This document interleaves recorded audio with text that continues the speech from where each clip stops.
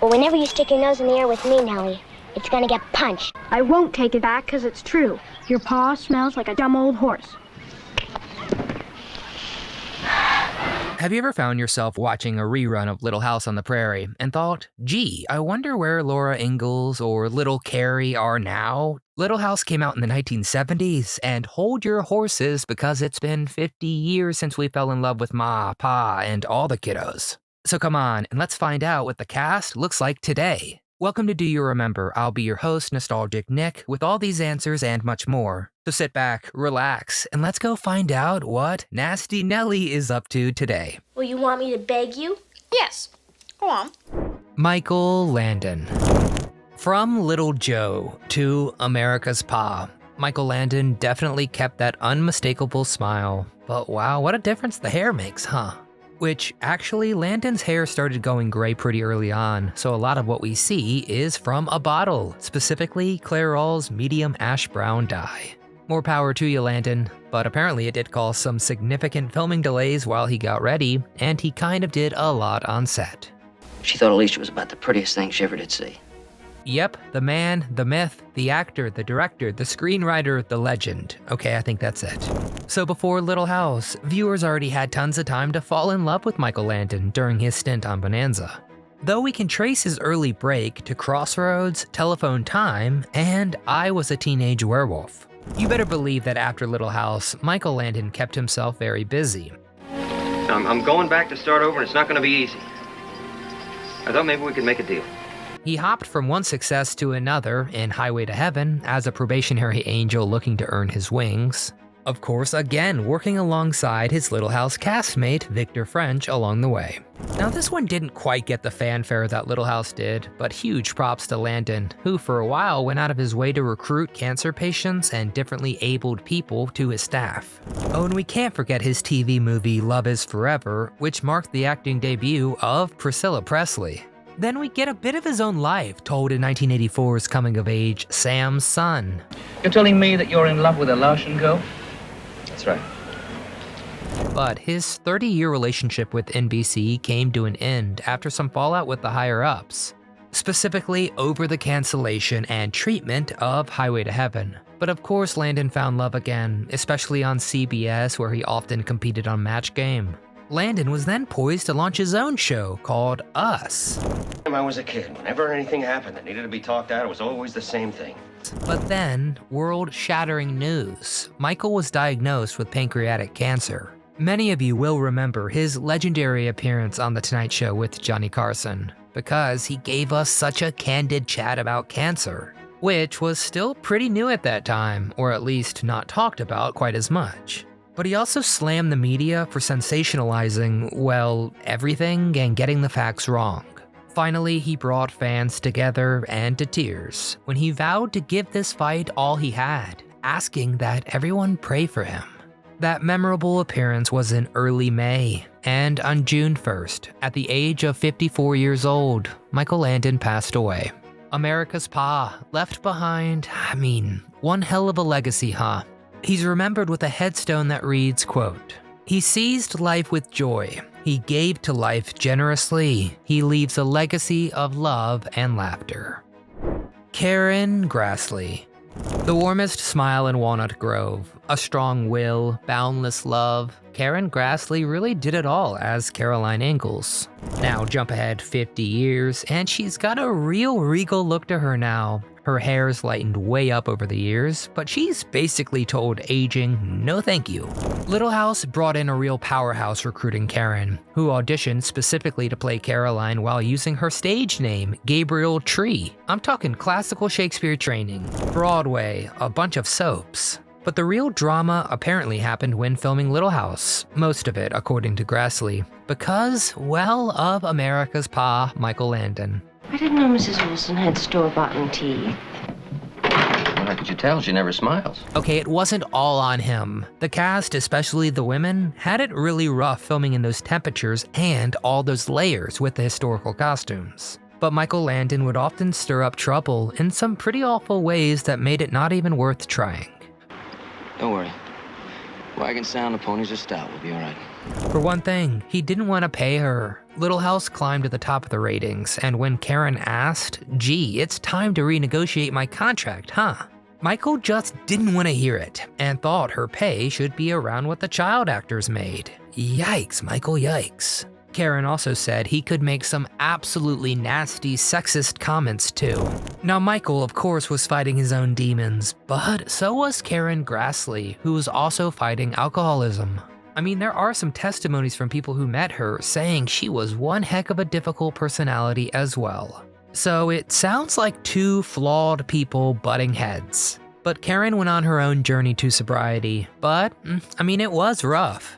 After an on-set luncheon that included drinks, Karen just couldn't stop thinking about the bottle. And that was the first wake-up call. The second wake-up call was when she gave a talk at a women's empowerment conference while buzzed just enough to keep talking and talking and talking. And then she went home and drank more. Eventually, Karen realized enough was enough. And so she more or less straightened out her personal life and kept on trucking ahead, gracing our favorites like The Love Boat, Murder, She Wrote, and Wyatt Earp, which marked the last before she took an extended break that ended with 2012's Tales of Everyday Magic.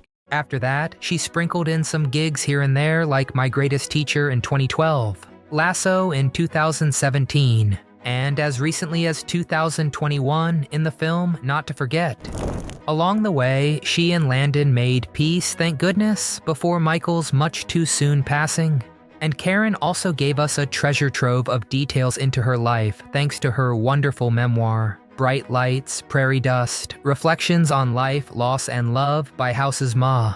All her other gigs were as different as night and day from Caroline Ingalls, but Karen stayed close to her roots in Walnut Grove. So, with Little House celebrating its 50th anniversary this year, I know I can't even believe it either. Karen was front and center with her co-stars to talk all things Little House. It sounds like a walk down memory lane that we can definitely get behind. Melissa Gilbert. Boy, we met Melissa Gilbert when she was truly half pint. And sure, we basically saw her grow up on screen for years. But jumping from her earliest days to now, well, a lot has changed. Blonde or redhead, depending on the year, still bursting with energy, but looking more like she'd lead the Ingalls household than cause mischief in it. Talk about upward trajectory. When we first saw Gilbert, it was for stuff like dog food commercials. I'm pretty sure the brand was Alpine. No, Alpo, that's it, Alpo. And Lorne Green was in it too. Now imagine going from pet food ads to auditioning opposite a bona fide TV star Michael Landon. America's Pa certainly became Melissa's Pa, especially after her adoptive father passed away. Landon really did fill that void, which made it all the more crushing when Landon had an affair with Little House makeup artist Cindy Clerico.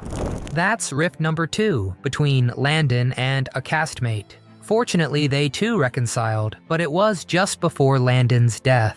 But he left her with one big nugget of advice. Nothing is more important than home and family. By that point, it was Melissa's turn to be the big star. It's snowing! And she kept it up with TV work like Babylon 5, The Love Boat, Seventh Heaven, and even some voice work as Batgirl in Batman, the animated series. And of course, tons of Little House-related specials. There are some films thrown into boot, highlighted by the most recent, 2019's Guest Artist, and her latest show was Hometown Christmas.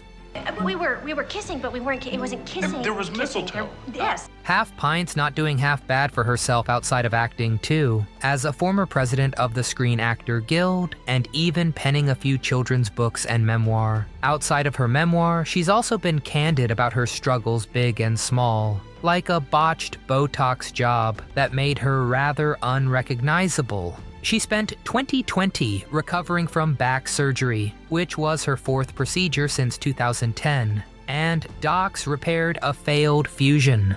Things also get dire in 2023 when she got a bug bite that sent her to the hospital when her arm got completely swollen. A ton of tests later, Melissa was diagnosed with an abscess and cellulitis. Another odd ailment is Melissa's irritation to sounds with what's referred to as misophonia, a sensitivity to certain sounds that had plagued her since childhood. Not sure how she can deal with that sensitivity and also put on a headset every now and then for work. She's also delivering the Little House goodness in a podcast with her husband, Timothy Busfield. Melissa Sue Anderson.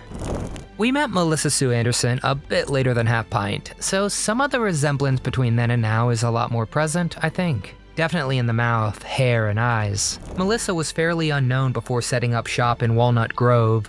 Similar to the other Melissa, Anderson started off with commercials for Sears. Once she got her foot in the door, she appeared in the Bewitched episode Tabitha's First Day of School, and shared her very first on-screen kiss with none other than Bobby Brady. After landing the role of a lifetime at just 11, Melissa got the momentum rolling. Then, in a turn of events right out of the Christopher Nolan movie Inception, Landon asked her to star in The Loneliest Runner, another biographical film of his. Her love interest was played by Lance Kerwin as the Landon stand-in. Then the two lovebirds crossed paths again in James at 15. And by the time Melissa was at that critical James age of 15, she here earned herself a Primetime Emmy nomination. And you know what? She was actually the only member of the cast to get an honor like that. She also nabbed appearances in some other great stuff, like The Equalizer, Alfred Hitchcock Presents, Chips, Murder, She Wrote, and some voice work for X-Men the Animated Series. And another little memoir came out of Walnut Grove, this one called The Way I See It, a look back at my life on Little House. But it's actually from outside sources we know she's come a long way in her personal life too.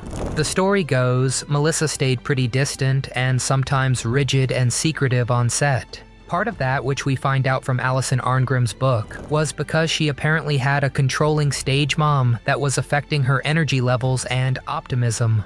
Luckily, she still looks back fondly on her Little House days. She's part of all the Little House celebration events we're getting graced with, but she's actually not a believer in any kind of reboot. Her main reason, there would be no Michael Landon.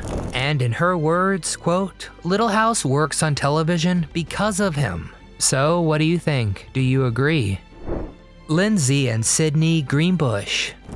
Honestly, I think Lindsay and Sydney Greenbush look less identical now. Doesn't help that they went in different hairstyle directions, and I don't know, it almost looks like they're more outdoorsy now than they even were as Carrie Ingalls. Probably just the photo setting, huh? Well, besides the TV movie Sunshine, Little House was the twins' big breakout gig at just 4 years old. I mean, they were in it since the pilot film. Twins Lindsay and Sydney Greenbush shared the role of Carrie Ingalls really wonderfully, honestly. But did you know the Greenbush sisters did in fact share the screen together one time thanks to the episode The God Sister? One of them is Alyssa. Can you tell which? After leaving Walnut Grove for good, they went back to school actually. Then when they decided to put the acting hat back on, well, it seemed the work had dried up completely. Nowadays, Lindsay's mostly withdrawn from the limelight besides an episode of Matt Houston, and then most recently with 2007's Weekend Today. And honestly, it's pretty much the same for Sydney too, except her other gigs were Hambone and Hilly and 2001's To Tell the Truth. So, nothing really recent. And now they've pretty much severed ties with the industry. Sydney works in sales system administrator, and Lindsay became an accountant. Hey, if it's the calm life they want, that's what they ought to have. Allison Argent. Alright, I see it, but in fairness, it's kinda hard to tell without the wig full of Shirley Temple curls. But I can still see Nellie Olson in Allison's face. Oh, but speaking of that wig, apparently it was a huge nightmare for Allison. Getting any wig just right is a whole trauma. Now add layers of stuffy clothing, weather, and the typical demands of filming a scene. And yeah, it's no wonder that Allison rocks a pixie cut. One more wig fact and then we're done. There was the main wig, and then she also had a stunt wig. You know, for all those times it got covered in mud, rain, shrubbery, even some food. Good call there, costume department. For Allison, filming Little House wasn't nearly as hate-fueled as Nellie's life was. That's thanks to the really strong friendship she formed with her on-screen rival Melissa Gilbert. Oh, if Half Pint could see the two of them getting along like that, she'd puke. What's more, they're actually still buddies today. Plus, with the gift and curse that is social media, we can see snaps of Laura and Nellie hanging out all over the place. Even Oz. Wait, what? Well, that's because unbeknownst to everyone until they were literally tearing the set apart, they had been filming right on top of the yellow brick road from The Wizard of Oz. Frenemies Allison and Melissa danced and sang together when they found that out, which is pretty much the only correct response.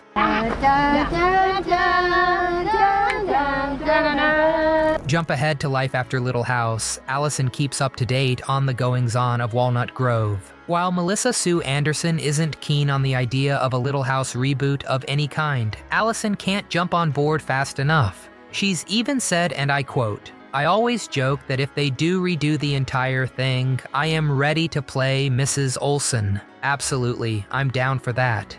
You know, sure, Michael wouldn't be there, but if they wanted to do a high-quality Where Are They Now with the characters, I'd certainly watch it on day one. But Allison's built a solid career outside of Little House too, like the tried-and-true Love Boat, plus some Fantasy Island, The Comeback Kids, and most recently, 2021's Even in Dreams. They haven't been huge acting jobs, but Allison keeps herself plenty busy in other ways. She's big into philanthropy, especially AIDS awareness, after her TV husband Steve Tracy died of it. And on top of that, she tackles child abuse and works closely with the group Protect. Part of this is fueled by her own history as an abuse survivor, which she opened up about on Larry King Live. I was being abused, physically and sexually. Oh my goodness. And we've also got a memoir from her too. Allison got that negative treatment too, with people hating Nellie so much they hated Allison as well. It's rough playing the villain, but hey, I guess it means she did a wonderful job at portraying the bad guy. All that, and she still returns to Walnut Grove when the occasion calls. The latest occasion was the Little House on the Prairie 50th Anniversary Cast Reunion and Festival. She still has tons of fun stories to reveal, like how she and Melissa choreographed their own fights one day and then threw a slumber party the next. I mean, truly, what a set experience that must have been for the kids. Richard Bull.